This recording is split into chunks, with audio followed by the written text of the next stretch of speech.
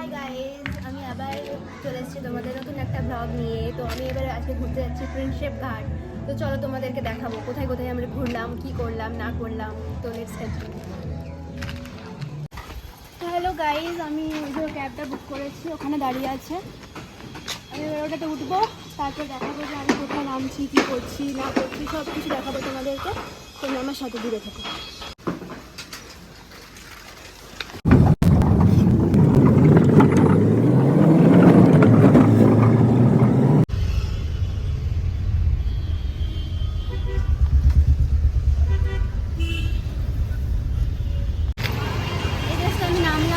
থেকে এবারে চলো ভেতরে যাওয়া যাক। দেখি এবারে ভেতরে গিয়ে অনেক ভিড় আছে এখানে। আমি ভাবলাম আসলে সময় ভিড় থাকবে না, কিন্তু অনেক ভিড় রয়েছে।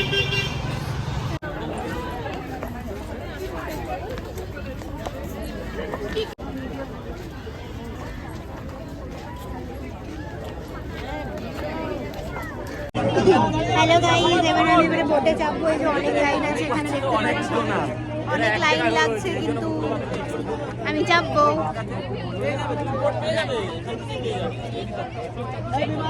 চলো এবার বোটে চেপে পড়ে তোমাদের দেখাবো। তো দেখো গাইস, আমি ভেতরে ঢুকে গেছি। হাসি পাচ্ছে, আমার এখানে ইচ্ছে করছিল যে ভেতরে ঢুকে যায়নি। আমার এখানে জিনিসটা খুব ভালো লাগছিল, ঘরের মতো জাস্ট। তো আমি ভেতরে ঢুকে গেছি।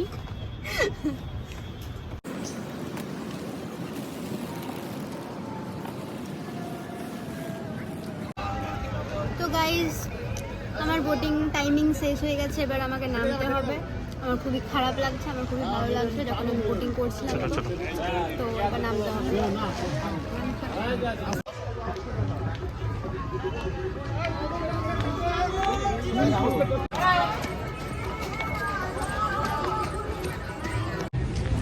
তো গাইজ, আমি ভাবছিলাম যে কোনো একটা জায়গায় সিট মানে বসবো, কিন্তু যেহেতু এটা কাপল প্লেস, বুঝতেই পারছো প্রিন্সেপ ঘাট, তো সব জায়গা বুক।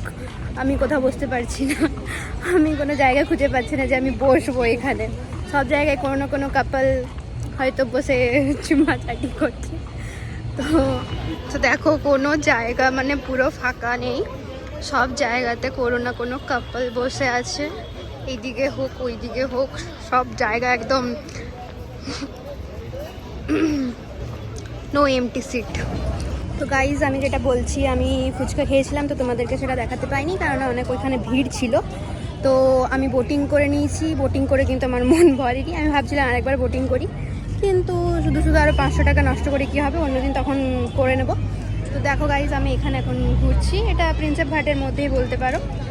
তো এবার আমি কোথায় যাব না কি করব, কোথায় এবারে কন্টিনিউ করব, তো তোমাদেরকে দেখাবো, চলো।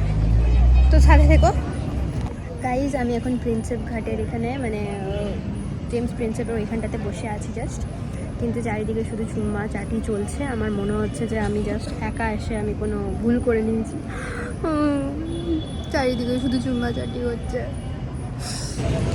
তো গাইজ, এবারে আমি প্রিন্সেপ ঘাট থেকে বেরিয়ে গেছি, এবারে দেখি কোথায় যাই। চলো তোমাদেরকেও নিয়ে যাব সেখানে যেখানে আমি যাব, তো সাথে থেকো। তো গাইজ, আমি আর কিছু ওখানে দেখতে পাইনি প্রিন্সেপ ঘাটের মধ্যে। তো আমি ভাবছিলাম বাসে যাব, কিন্তু বাসের কোনো আতা পাতা ঠিক ছিল না যে কখন আসবে না আসবে। আমি ম্যাপে দেখছিলাম, কিন্তু আমি ঠিক টাইমটা বুঝতে পারিনি। আর কোনো বাসও আসছিলো না, অন্য রুটের বাস আসছিলো, ওই রুটের বাসগুলো আসছিলো না। তো সেই জন্য ভাবলাম যে আমি ক্যাব বুক করে নিই। তো আমি এখন ক্যাব বুক করে নিয়েছি, তো আমি এবারে জাস্ট বাড়ি যাচ্ছি।